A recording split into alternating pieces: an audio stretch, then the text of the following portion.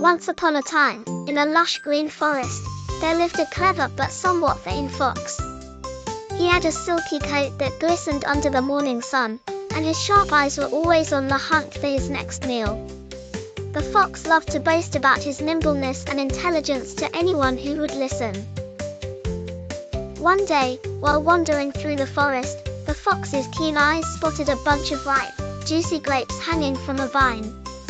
They were suspended high above the ground, gleaming in the gentle light, and the sight of them made the fox's mouth water. "Ah, just the juicy treat I was searching for," the fox mused to himself, licking his lips in anticipation. But there was a small catch: the grapes were far out of reach. Undeterred by this challenge, the fox decided to put his agility to the test.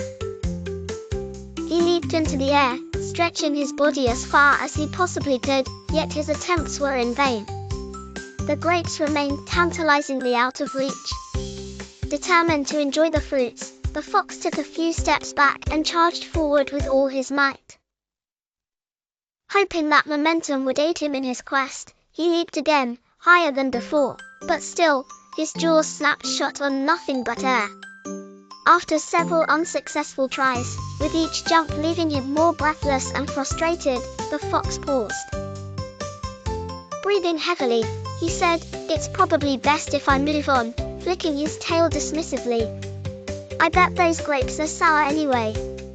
With that, the fox trotted away, trying to convince himself that he didn't want the grapes at all. The story of the fox and the grapes teaches us a valuable lesson. It is easy to despise what you cannot have. Instead of admitting defeat or acknowledging his limitations, the fox chose to convince himself that the grapes weren't worth his effort.